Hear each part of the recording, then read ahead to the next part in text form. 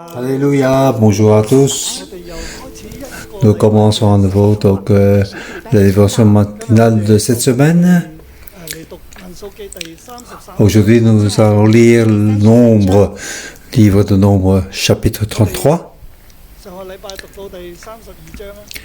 La semaine passée, on a terminé avec chapitre 32. Donc, voir avec la foi, poursuivre le Seigneur. Poursuivre le Seigneur, il faut voir avec la foi. Nous devons connaître la volonté de Dieu. Il faut utiliser la foi pour suivre. En tant que mari ou père, nous devons donc être le chef, donc guider la famille pour suivre le Seigneur. Car Dieu veut habiter parmi nous. Toute la famille, nous devons être face au Seigneur et suivre le Seigneur. Connaître la volonté de Dieu, utiliser la foi, voir avec la foi. Ça veut dire ne pas voir ce monde, voir la situation, voir les aliments, comment est la situation, est-ce qu'il y a de l'eau. Il ne faut pas regarder tout cela. Il faut donc se connecter avec Dieu. Aujourd'hui, nous arrivons donc au chapitre 33.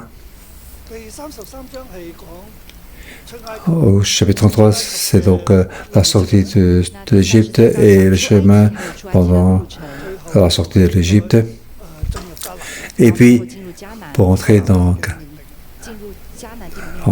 Canaan, donc le commandement pour entrer dans la terre promise. Je vais diviser donc chapitre 33 en 3 parties. Première partie, versets 1 à 4. C'est sorti de l'Égypte. Je vais donc donner le titre de ce chapitre. Se rappeler des leçons dans le désert ou se rappeler des expériences dans le désert. Donc chaque expérience a donc une signification. Donc il faut se rappeler donc des leçons dans le désert. Les Israélites doivent se rappeler donc l'expérience de 40 ans dans le désert. Ils ont donc marché depuis la sortie de l'Égypte. À partir de Ramsès. Donc ils ont marché pendant 40 ans. Ils ont donc tourné en rond, établi des camps, levé de camps, tourné en rond, et ainsi de suite pendant 40 ans.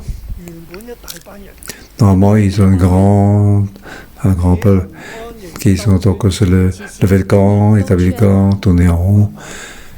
Et finalement, toutes ces générations sont mortes. Au fur et à mesure qu'ils ont marché. Donc, au fur et à mesure qu'il y a des gens qui sont morts, il y a eu des naissances. Il y a des morts, il y a des naissances. Et pour arriver à la fin, le nombre de personnes est plus ou moins la même chose. Mais les gens ont changé. Les Israélites sont encore là. Mais en fait, ceux qui avaient plus de 20 ans, qui sont à la sortie de l'Égypte, ils sont tous morts. Et à la fin, c'est la nouvelle génération qui est là. Dieu donne à Israël un nouveau commencement. 40 ans représente une génération, donc une génération est passée. Donc une nouvelle génération doit faire face à un nouvel chemin, prêt à rentrer. Alors Dieu sérieusement leur a donné comme instruction.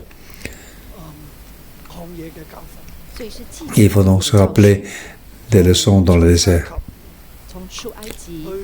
depuis la sortie donc de l'Égypte, arrivé jusqu'à la plaine de Moab. Donc tout ce chemin, l'Israël doit se rappeler. Dans notre vie, nous devons rappeler de deux choses. Premier,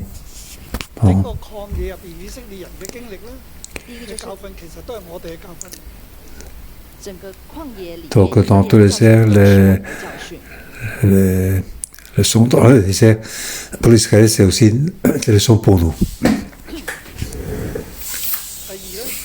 Deuxièmement, c'est notre expérience à nous, depuis notre naissance jusqu'à maintenant, ou même avant notre conversion. Toutes nos expériences nous avons eues. Pour moi, je vais bientôt avoir mon anniversaire de 66 ans. Dans ma vie, j'ai eu plusieurs étapes. Je dois me rappeler de ça. Ainsi que je marchais jusqu'à maintenant et je vais continuer à marcher de l'avant. Se rappeler des expériences dans le désert, se rappeler des leçons dans le désert. Je vais diviser en 3 parties. Donc, première partie, versets 1 à 4. Donc, c'est Dieu qui guide pour sortir d'Égypte.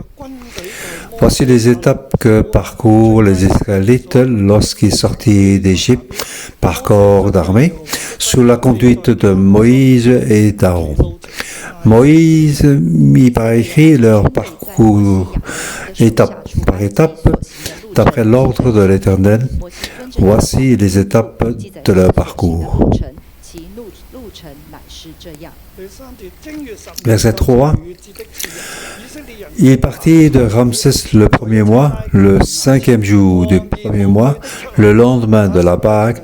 Les Israélites sortirent ouvertement à la vue de tous les Égyptiens, tandis que les Égyptiens enterrèrent ceux que l'Éternel avait tués parmi eux, toutes les premières-nées. L'Éternel avait aussi exercé des jugements contre leurs dieux.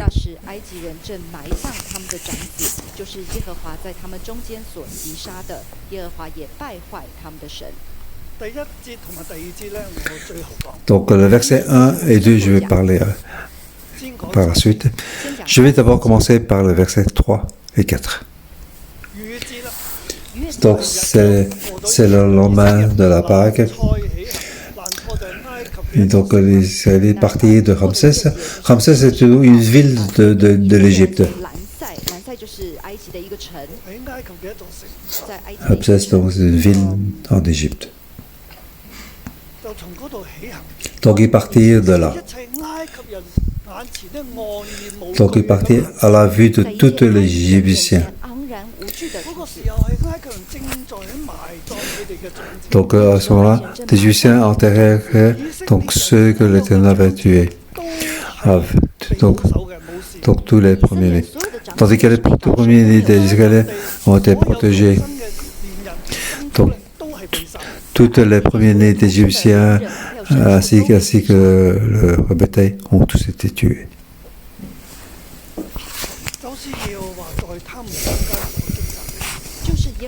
Donc, c'est que l'Éternel qui avait tué parmi eux toutes les premières-nées.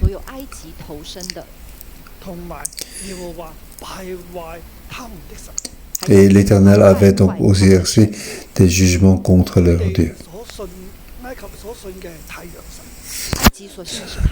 Ce que les Égyptiens croyaient, c'était donc leur Dieu soleil.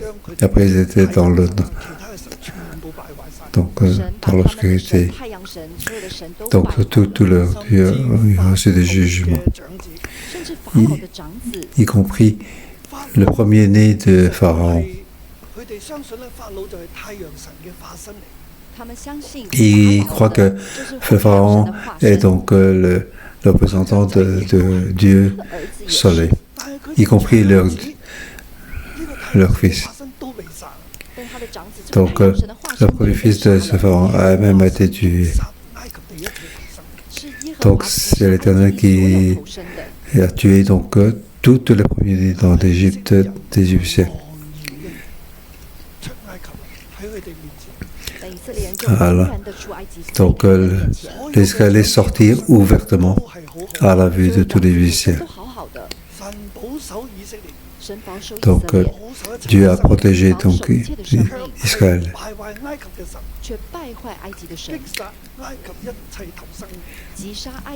Donc ils ont tué donc tous les premiers des Égyptiens. C'est Dieu qui a utilisé donc ses forces, ses puissances. Donc sa puissance a été donc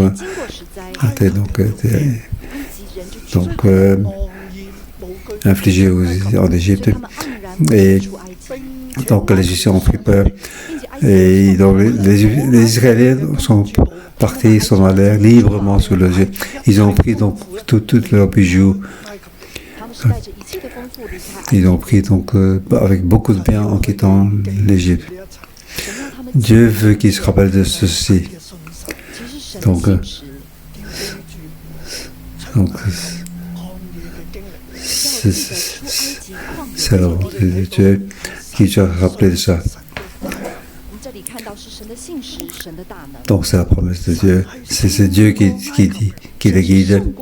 Dieu a vaincu l'Égypte. Dieu, l'Éternel, a donc vaincu toutes les dieux des Juifs. Sur qui vont nous compter. De qui avons-nous encore peur? Voyez-vous, dans le désert, les payants dans l'Égypte. En fait, c'est le lendemain de la Pâque. C'est le salut de Dieu. Il faut se rappeler le salut de Dieu. Rappeler de la promesse de Dieu. La puissance de l'Éternel est plus puissante que tout le pays. À ce moment-là, l'Égypte était le plus puissant dans le monde. L'Éternel est plus grand que tous les esprits maléfiques. Il a vaincu tous les idoles et tous les esprits. De quoi avons-nous encore peur? Israël, qui devez-vous encore suivre? Devez-vous suivre l'Éternel ou suivre le Dieu de l'Égypte? Allez-vous suivre l'Éternel pour sortir d'Égypte ou vous voulez rester dans ce monde?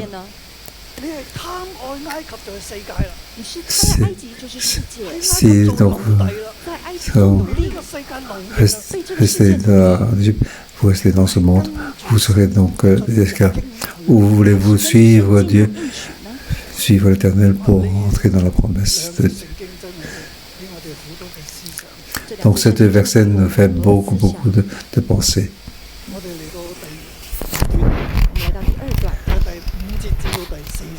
Regardez donc la deuxième partie, verset 5 à verset 49.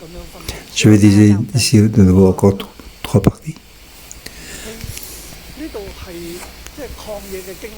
Ici, c'est l'expérience dans le désert.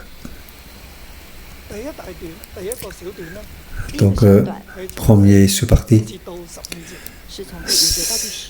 Donc, c'est le verset 5 à verset 15. Donc, il est parti de Ramsès jusque dans le désert Sinaï. Donc, ils sont sortis. Donc, ils marchaient en sortant de l'Égypte pour arriver jusque dans le désert de Sinaï. C'est là que Dieu a fait une alliance avec eux. C'est là qu'ils ont loué l'Éternel.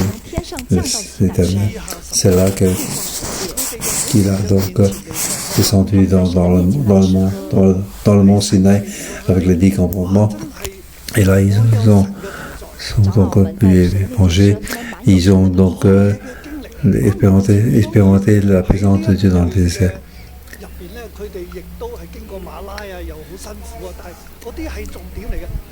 Mais dans le désert, ils ont donc expérimenté le marin. C'est pas important, mais ce n'est pas plus important. Dans le désert Sinaï, Dieu a fait alliance avec eux. Dieu a dit, je suis votre Dieu, vous êtes mon peuple. Vous devez, partout dans le monde, vous êtes dans mon trésor. Vous devez donc les prêtres, c'est ainsi que vous devez faire face avec moi. Je suis votre Dieu. C'est là qu'ils ont fait alliance avec eux.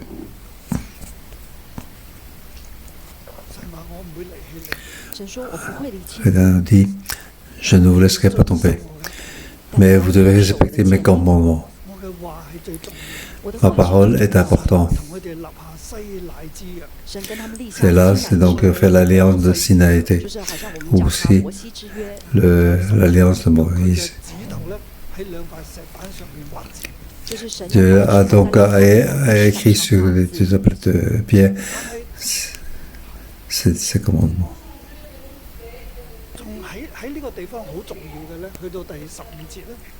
Donc ce qui est important, c'est le verset 15. Il est parti de Réphidim et campait dans le désert de Sinaï. Dans le désert de Sinaï, avec la présence de l'Éternel. Moïse est monté sur le mont pour faire alliance avec Dieu, recevoir les 10 commandements.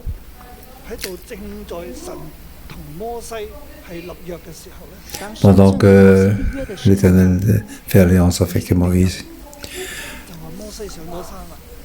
les Israéliens disent, oh, Moïse est parti si longtemps dans le montagne.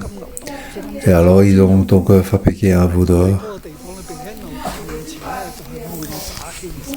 Et donc ils ont donc loué donc ils n'ont pas seulement donc fait la fête, en fait, à travers donc leur débauche devant le veau d'or, ils se sont connectés avec ce veau d'or.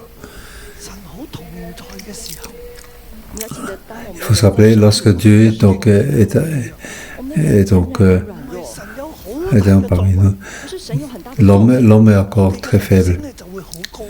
Ce n'est pas que Dieu est très fort, que notre esprit soit aussi très fort. Non, ce n'est pas comme ça. Lorsque Dieu fait une grande chose, c'est une chose. Est-ce que notre vie est en lien avec Dieu est une autre chose. À ce moment-là, Dieu était donc présent avec eux. Il s'est apparu avec eux. Dieu fait l'alliance avec eux. Il donne donc les commandements. Mais les Israéliens se sont donc connectés avec le veau d'or,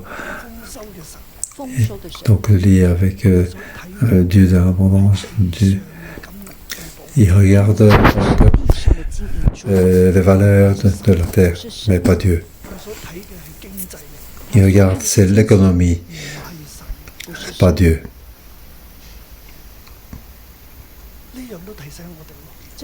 Ceci, il nous rappelle, nous sommes ici à l'église 611. Je rends grâce. Lorsque vous venez au 611, vous êtes dans tristesse, en dépression, en tristesse, problème de mariage, avec des dettes, avec plein de mauvaises habitudes, certains homosexuels. Donc beaucoup de limitations sur nous. Ici, sous l'arbre de vie, nous sommes connectés avec l'arbre de vie. Notre vie change de mieux en mieux. Dans le passé, dans votre dans votre famille, vous étiez donc le plus bas, sans influence. Les gens ne prennent pas compte de nous. Mais petit à petit, notre vie a changé. Dans notre famille, nous devons quelqu'un qui est le plus influent. Nous nous levons pour prendre la tête. Peut-être que lorsque vous êtes arrivé à 6 ans, vous étiez donc peut-être sans emploi, avec des problèmes, ou dans la société, vous êtes donc c'est très bas. Mais une fois que vous entrez dans 6 ans, vous êtes donc promu, vous avez de mesures. Lorsque vous arrivez, vous étiez donc poussière. Bon, aujourd'hui, vous êtes prince.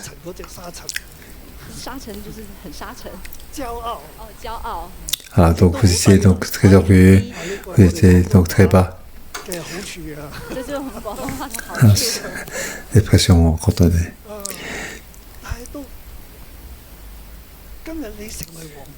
Aujourd'hui, vous êtes un prince. Dieu vous utilise grandement, avec beaucoup d'influence. Vous êtes quelqu'un de valeur. On vous honore. Je remercie beaucoup, je rends grâce. C'est ainsi. Quand je vois mes frères et sœurs, quand je vois mes chefs de bureau ou mes autres églises filiales, je suis très très content. Alors, la volonté de Dieu est parmi nous. En fait, Dieu est parmi nous, au milieu de nous. Mais je dois se rappeler des leçons dans le désert, dans le désert Sinaï. Dieu était en prison avec eux. Mais Dieu sait qui était les Israéliens étaient liés dans le monde. Donc, Dieu fait alliance avec le peuple. Les Israéliens n'ont même pas encore reçu cette alliance. Ils sont donc connectés avec les idoles pour aimer ce monde. Donc, devant les idoles, donc, passer à la débauche, se connecter avec l'idole. C'est ça, la leçon dans le désert. Aujourd'hui, nous, dans l'existence, vous êtes donc sortis de désert. Vous n'êtes plus dans le passé.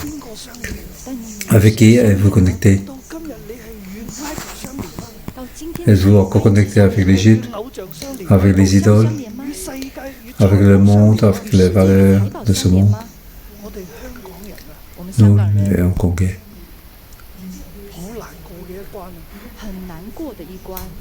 C'est un point difficile à passer. Avons-nous donc un immeuble? Si nous avons un immeuble, alors nous pouvons être contents. Alors, donc investissons dans l'immobilier, nous sommes de plus en plus riches. Est-ce ainsi que nous sommes connectés avec les idoles?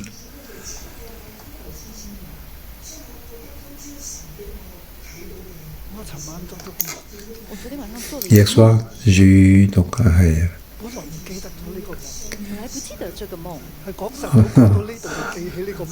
J'avais oublié mon rêve. Mais maintenant, en parlant ce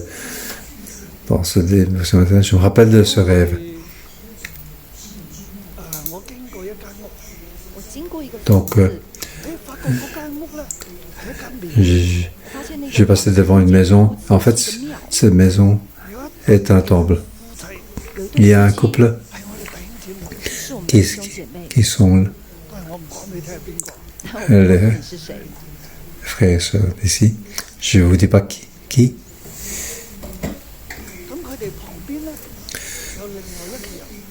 Et à côté d'eux, il y avait une femme à côté d'eux qui était habillée dans une robe donc éclatant, argenté, donc une tenue de chinois sans manches, donc tenue chinois, avec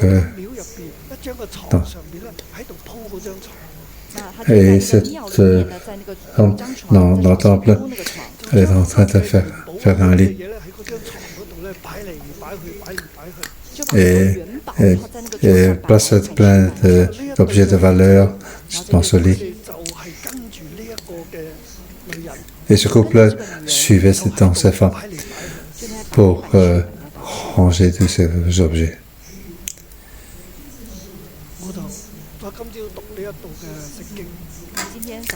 Ce matin, lorsque je lis donc ces versets, Dieu me rappelle, lorsque Dieu nous bénit, il faut donc rendre gloire à notre Seigneur.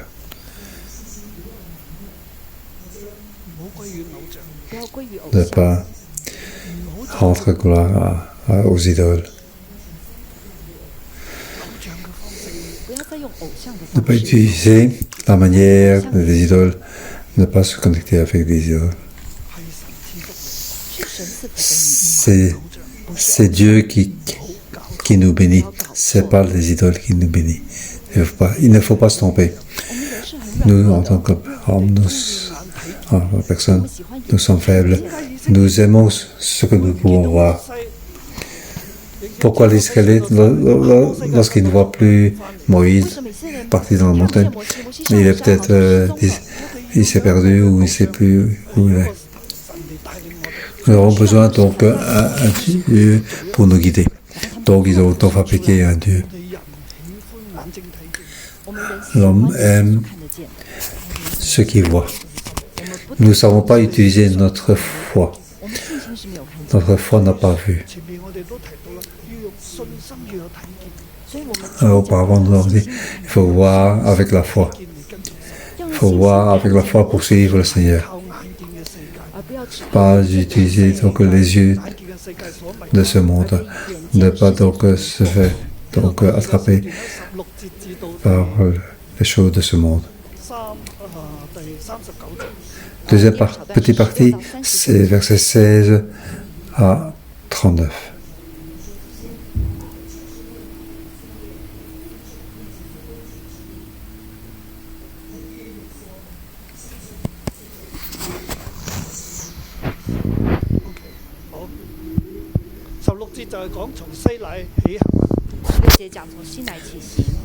Donc, verset 16, c'est le départ du désert d'Israël.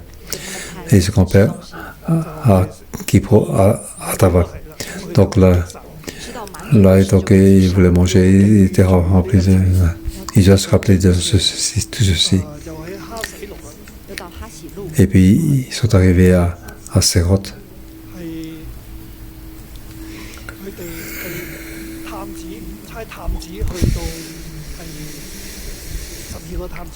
Et là, donc, ils ont envoyé les 12 espions. Et donc, plus tard, donc, toute la génération est morte dans le désert.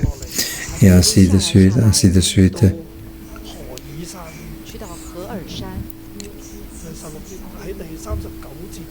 Donc là, ils arrivèrent sur le mont d'Or. C'est là que Aaron mourut.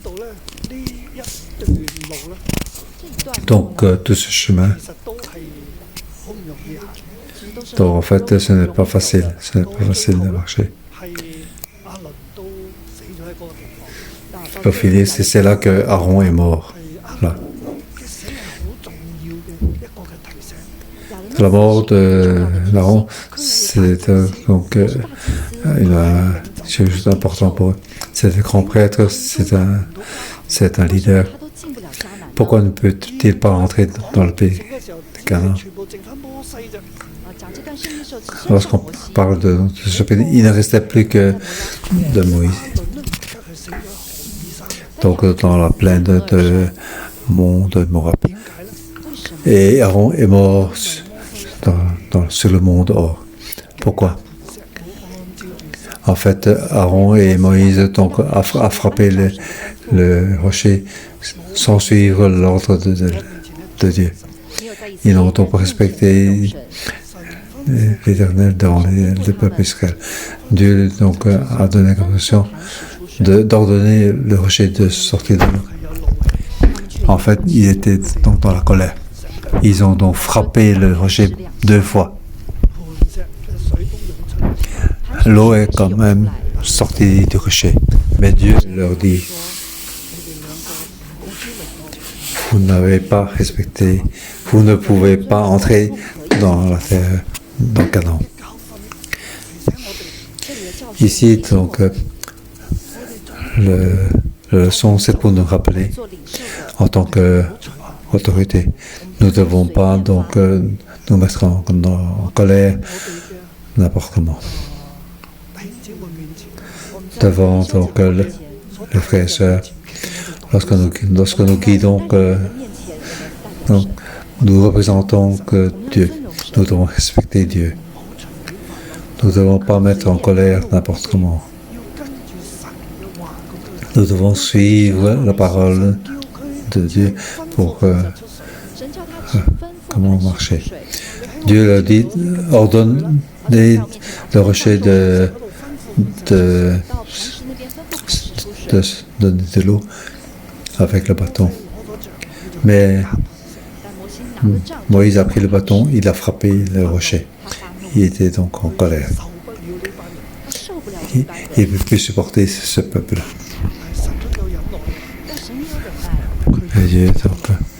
Et Dieu pouvait se tenir, mais Moïse ne l'a pas fait. Il n'a pas respecté donc Dieu. Donc devant les frères et sœurs, nous devons donc respecter Dieu. Donc suivre ce que Dieu nous a ordonné, ne pas se fâcher contre en tant que patron, en tant que chef de département, nous ne devons pas nous mettre en colère par rapport à nos subordonnés. Nous représentons Dieu. Dieu n'est pas en colère. Pourquoi tu te mets en colère? Ce que Dieu te dit, tu dois le faire, et c'est tout. Pourquoi il faut faire suivant l'ordre de Dieu, ou ne pas suivre l'ordre de Dieu? Peut-être pour toi, c'est une petite chose. Nous avons des sentiments, nous raisonnons, mais Dieu ne nous lâche pas. Mais Dieu, vis-à-vis de nous en tant qu'autorité, a beaucoup d'exigences. Notre responsabilité est grande. Notre autorité est grande. Donc tout ça est en relation. Lorsque nous utilisons, nous, en tant qu'autorité, nous devons craindre l'Éternel. Lorsque Moïse a pris le bâton pour frapper 2 fois, il n'a pas craint l'Éternel. Il s'est donc mis en colère.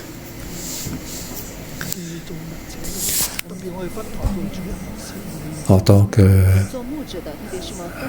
pasteur, surtout ceux qui sont donc pasteur principal dans l'église, nous devons rappeler Dieu a beaucoup d'exigences très importantes par rapport au pasteur. Nous ne devons pas donner des raisons. Je me rappelle souvent, lorsque je suis dans mon bureau pour parler avec mes employés, tu es trop occupé, tu ne m'écoutes pas. Alors, je prenais quelque chose, j'étais par terre pour dire de quoi je n'ai pas écouté. Il est pas sorti en claquant la porte. Moi, je suis donc le pasteur principal en tant que je regarde de ce qu'il fait. Si c'était toi, qu'as-tu fait? Peut-être tu reviens. Alors pour peut-être l'engueuler. Mais non, je n'ai pas fait.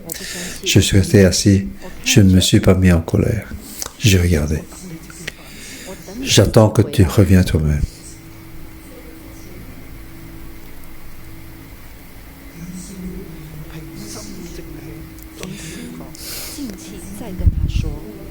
Lui parler dans le calme. Si je me mets en colère, je commence à se jeter. Alors, je ressemble à lui, n'est-ce pas? Je représente l'Éternel. Dieu va faire face à lui. Si Dieu ne m'a pas donné de faire, alors il ne peut pas faire. Ah, ça c'est le son de mon or. C'est là que Aaron est mort. Dans la troisième sous-partie, c'est le verset 40 à 49. Donc, la troisième sous-partie de la deuxième partie. C'est depuis donc, du mont Or jusque dans la plaine de Moab. Au début de Ramsès jusqu'à Sinaï, et puis de Sinaï jusqu'à Mont Or, et puis de Mont Or jusque de la plaine de Moab. On peut dire que désert de Sinaï, on peut dire Mont Sinaï jusqu'au Mont Or, et puis jusque de la plaine de Moab. C'est là, dans la plaine de Moab, qui ont eu le commandement. Il y a une section. Donc, il était donc faire face aux malédictions de Balaam.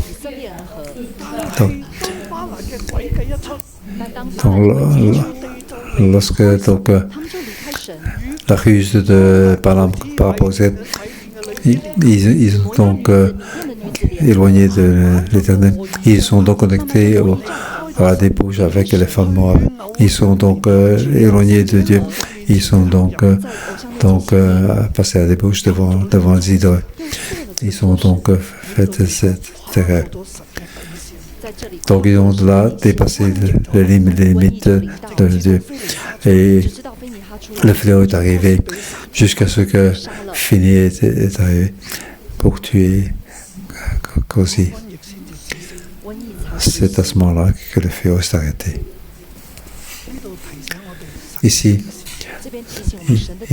cela nous rappelle donc les limites de Dieu et aussi donc les leçons de Dieu dans le plein de moi. La nouvelle génération, l'ancienne génération est donc vraiment le nombre est quasi le même. Et pour la nouvelle génération, qu'est-ce que l'Éternel donc veut rappeler? C'est donc la troisième partie. C'est les versets 50 à 56.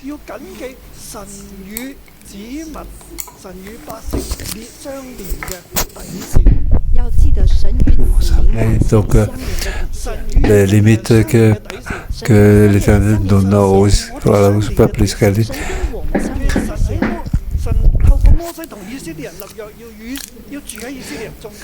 Donc, l'Éternel, à travers Moïse, donc, a fait une alliance pour habiter parmi eux. Donc, Dieu a habité dans les tentes, dans le désert.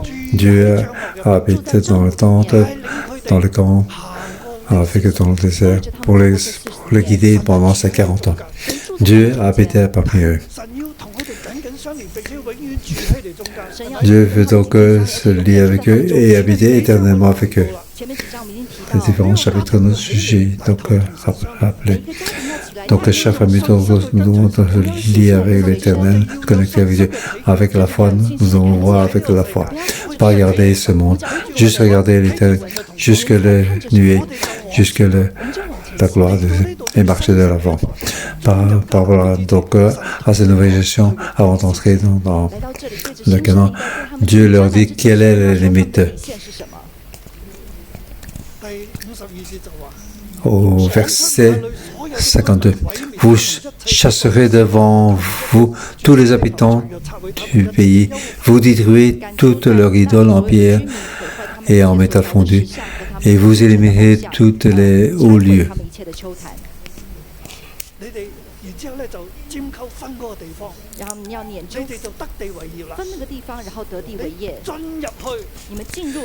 Donc vous devez rentrer. Qu'est-ce que vous devez faire? Donc détruire toutes leurs idoles.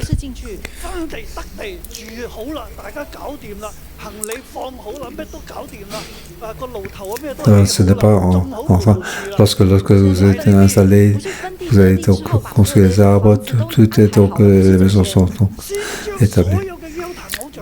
Mais au contraire, vous devez d'abord détruire toutes les idoles et donc détruire toutes les sanctuaires.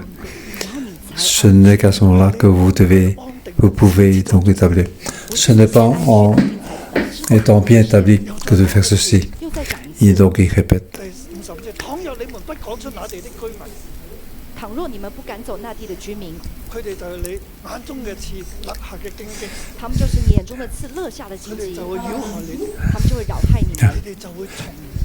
Donc, verset 55, mais si vous ne chassez pas les habitants du pays devant vous, ceux d'entre eux que vous serez laissés deviendront les épines de vos yeux et des pointes de vos côtes.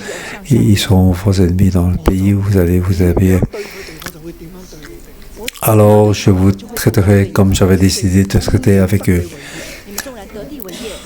Donc ce que vous allez recevoir comme état, vous allez tous perdre. Et c'est ça dans les limites de Dieu. Quelle est la limite de Dieu? La limite, c'est ne pas s'éloigner de Dieu pour se connecter avec les idoles.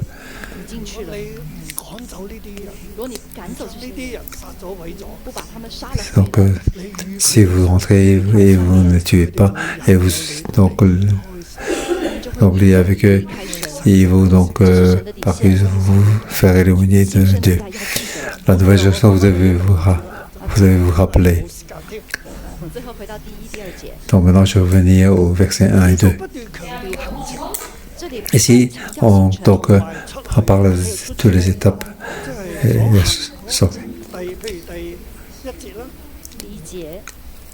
Au verset 1, voici les étapes que parcourent les Israélites lorsqu'ils sortaient d'Égypte par corps d'armée. Et donc, ce sont les étapes qui ont repris. Moïse mit par écrit leur parcours, étape par écrit, d'après l'ordre de l'Éternel. Voici les étapes de leur parcours.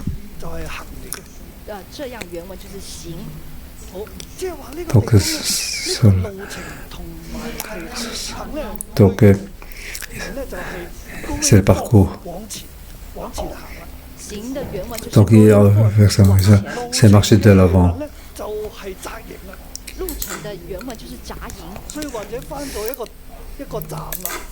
Donc, ce sont les étapes. Oui.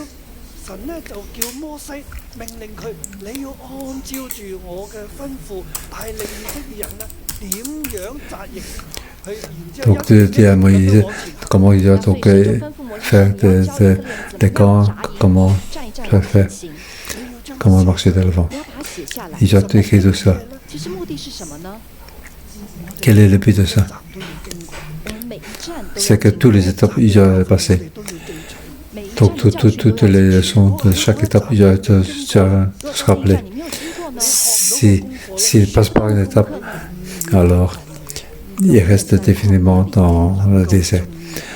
Ils ne peuvent pas entrer dans la terre promise. Que le Seigneur nous aide. Pour venir, je veux dire à vous tous, la limite de Dieu. Lorsque Dieu te bénit, je retourne à mon rêve. Lorsque Dieu te bénit, nous devons rendre gloire au Seigneur. Nous devons continuer à marcher sur le chemin du Seigneur. Ne pas marcher sur le chemin des idoles.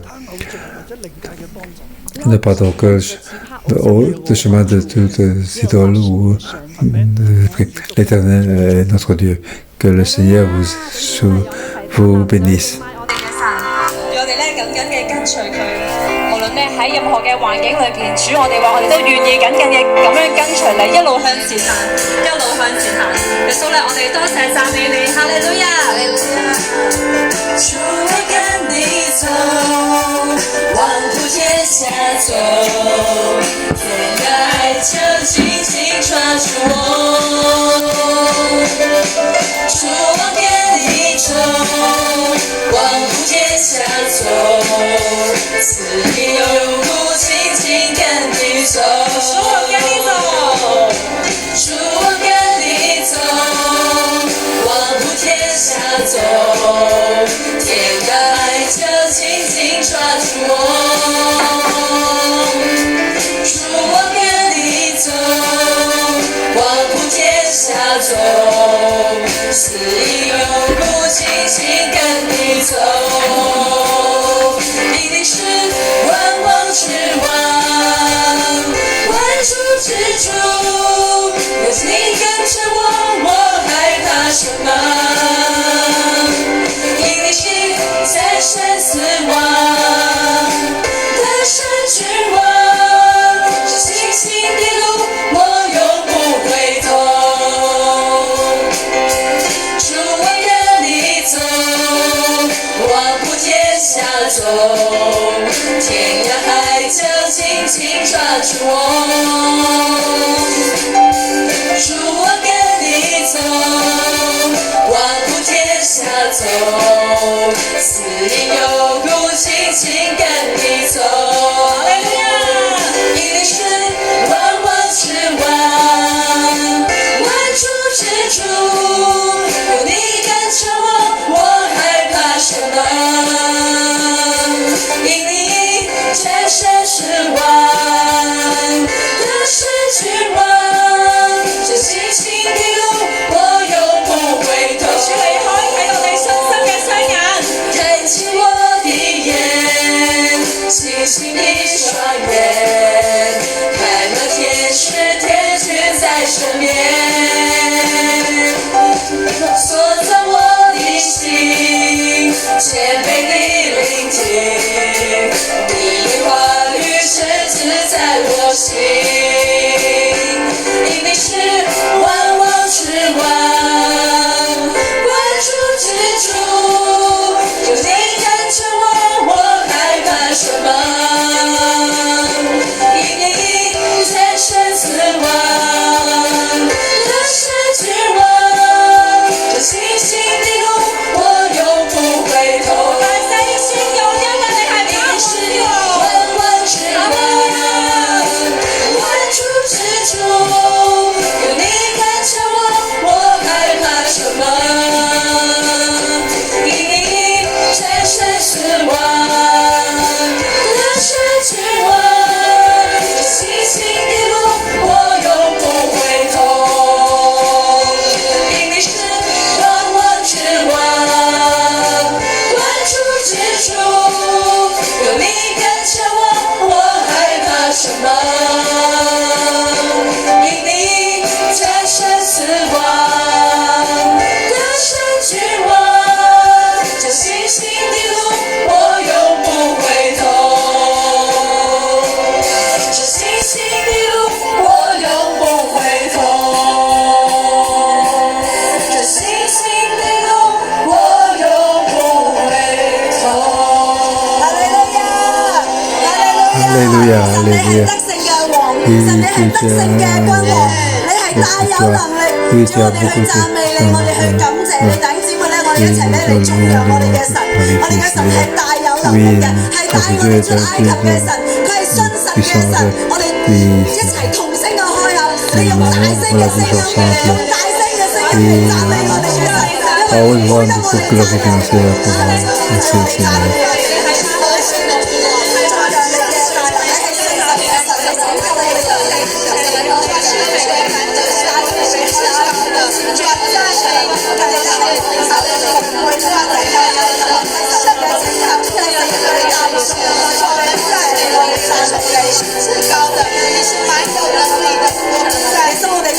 喺逾越節嘅晚上，神咧你帶領以色列人，佢哋哋喺埃及人嘅面前係昂然無懼咁樣行出去，昂然無懼咁樣行出去，係因為神你嘅信實，係因為神你嘅拯救，並且係神你嘅大能，你擊殺一切埃及嘅呢啲嘅偶像，你擊殺一切呢啲埃及嘅長子，一切呢啲嘅假神，無論太陽神，無論呢一個撒島王佢嘅長子，一切假神嘅代表，神咧你都去擊敗，將我哋生命一樣，將我哋由埃及地為奴之地喺艱難喺困境嘅裏面，你帶領我哋出埃及，讓我哋能夠去跟隨你，將我哋願意，將我哋願意，將我哋願意跟隨你，將我哋多謝你嘅大能，多謝你嘅信實，多謝你嘅拯救。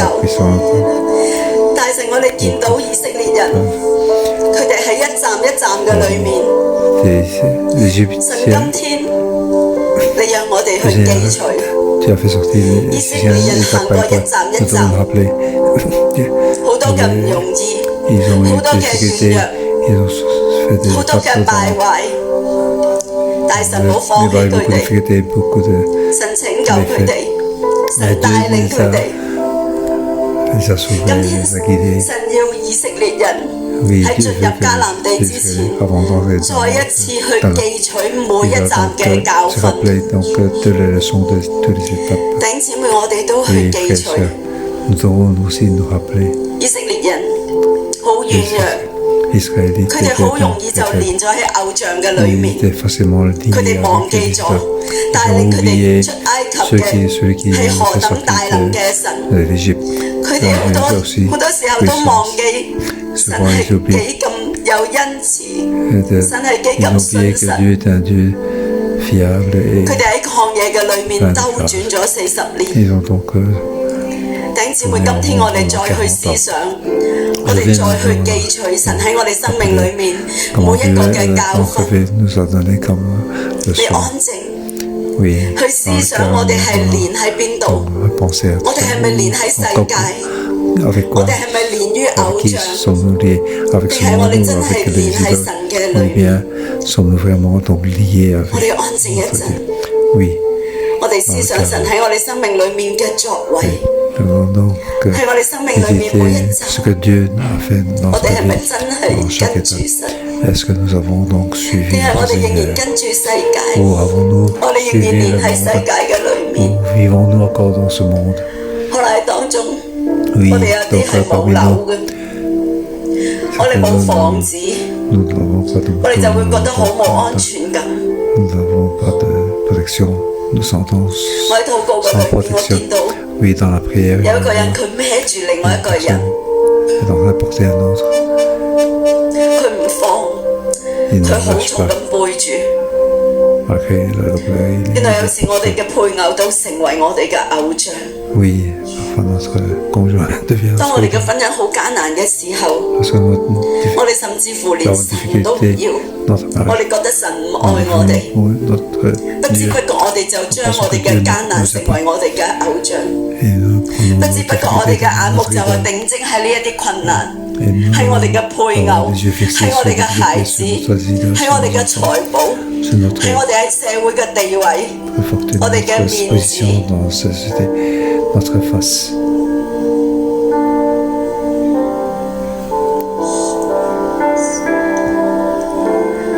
神你光照我哋，神你光照我哋，我哋連係乜嘢上高？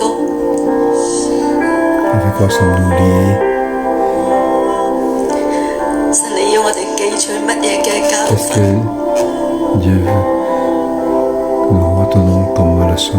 我哋係咪學懂？喺每一站裏面，我哋係咪叫神失望？定係我哋靠主得勝？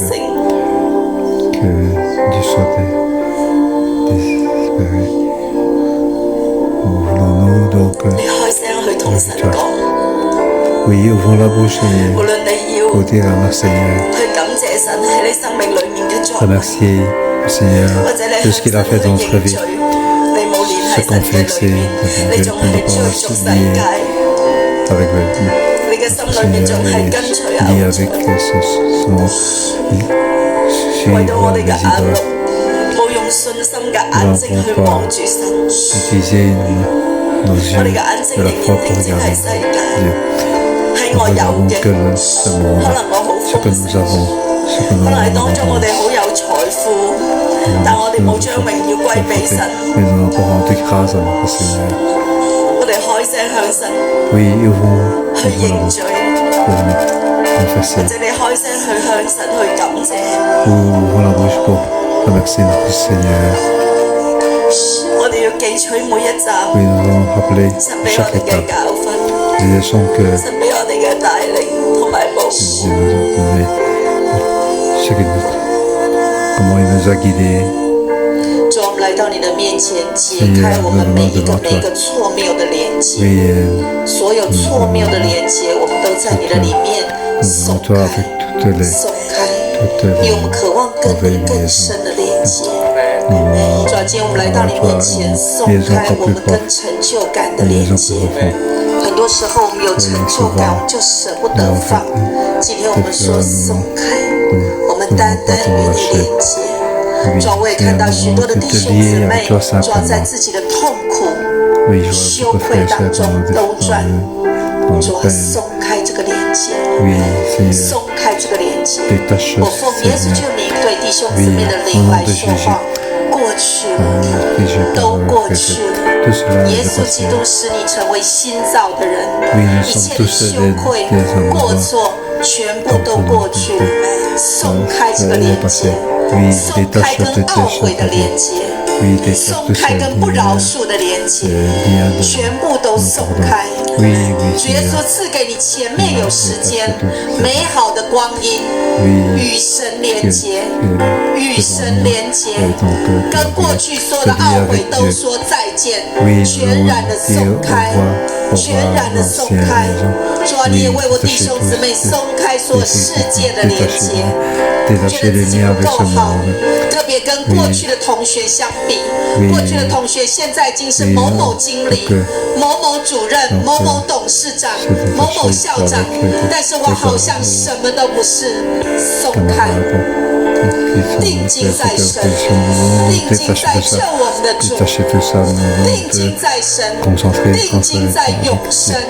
我们用永活的生命松开所有的成就感，松开所有的利益，松开所有的比较，说我们单单连接于你，紧紧连接于你。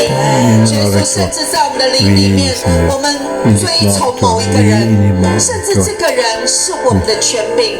这个人是我们的配偶，这个人是我们的孩子，他们深深牵动我们的神经。主，今天我们在你的面前，我们多说松开这个结，断开这个锁链，松开这个连接，断开这些不敬虔的锁链。主啊，交在你的手中，按你的心意来对待我们心所爱的人，按你的心意来对待我们所敬重的人。主啊，我们要紧紧跟你连接，耶稣，我们要紧紧跟你连接，主，我们赞美你。你挪去我所有枷锁，你挪去我所有牵绊，你挪去我所有伤悲，你的名配得所有颂赞。 你挪去我所有枷锁，你挪去我所有重担，你挪去我所有配得所有颂赞，你挪去我所有枷锁，你挪去我所有重担，你挪去我所有伤悲，你的名配得所有颂赞。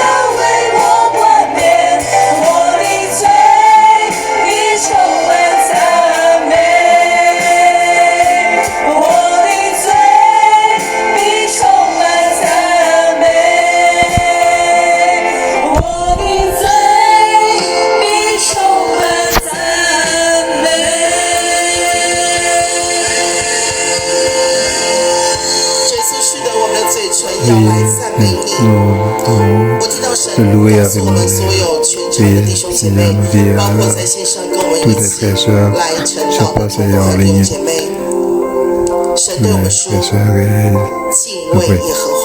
nous devons, Dieu nous dit, nous devons craindre le Seigneur, craindre l'éternel. Oui, maintenant, oui, nous devons donc ce que nous n'avons jamais pensé auparavant. Et je donc accélérer pas seulement dans l'Église, mais partout dans le monde. 因为即将有一个极大的浪潮要涌向全世界，这个浪给人的生命带来极大的恐惧、压制。可是，在恐惧跟压制的当中，孩子，我赐给你们有恩典，我复活的大能要领导你们，我极大的膀臂要拥抱你们，一个复兴的浪潮。一个复兴的浪潮，一个复兴的浪潮。现在是拯救的时刻，现在是传福音的时刻，现在是耶和华施恩的时刻。神说：敬畏耶和华，敬畏耶和华，在征战的日子，在患难的日子，在不容易的日子，神说：我就使你刚强站立，我的拯救就必速速的临到你，所有要临到全地的灾，我必使他远离你，孩子，我必叫这灾远离你，远离你的家。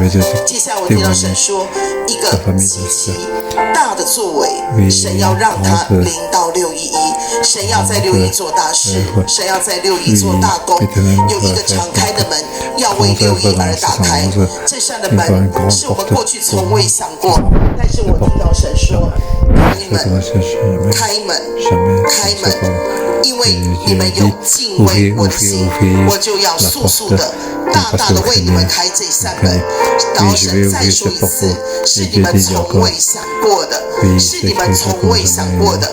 但是我即将要在611为你们成就大功。我们一起开口同声来祷告，我们对神说：是的，主，我愿意，我敬畏你，我要敬畏你。人生的每一站我都要走过，而且我都要毕业，我不要重修，我不要再来一次，我要在你的里面有敬畏耶和华的心，我要紧紧的跟随，我不跟偶像连接，我不跟世界连接，我不跟疯狂的追求财富连接，我要疯狂的来追求我的神。我们一起开口同声为自己来祷告。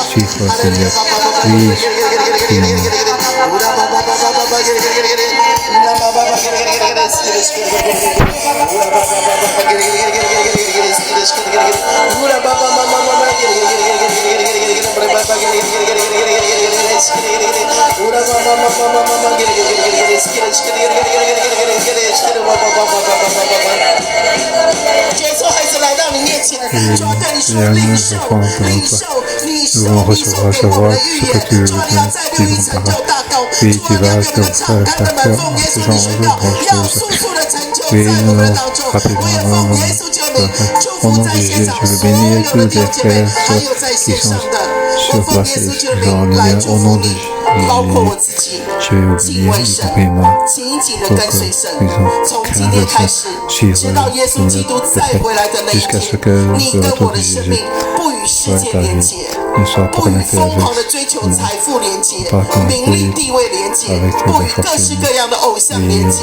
我奉耶稣救名来祝福你，紧紧的连结于神，紧紧的连结于神，紧紧的连结于神。我也奉耶稣名祝福你。从今天开始，你人生的每一站，神为你所量度的，神为我所量度的，每一站，每一站，每一站，神要我们做的，我们每一个人都能够做得到。我们的口，我们的心充满感恩，充满赞美，充满敬畏。属灵的生命，我们不要重修。神所量度给我们的每一站，我们都要顺利的毕业，而且不但是毕业，我们要在主的面前拿高分。我奉耶稣名祝福你，也包括我自己，因为我们敬畏神。当艰难来的时候，因为我们紧紧的连接于神，我们可以得胜。我我们可以刚强，我们可以喜乐，我们可以长存盼望。我们的里面无时无刻都不向神、向人发出赞美跟感恩，不断的发出，不断的发出。当我们不断的发出，我们就不断的得胜；我们不断的发出，我们就不断的蒙恩。我奉耶稣基督名大大的祝福你，靠耶稣基督名祷告，阿门。祝福大家。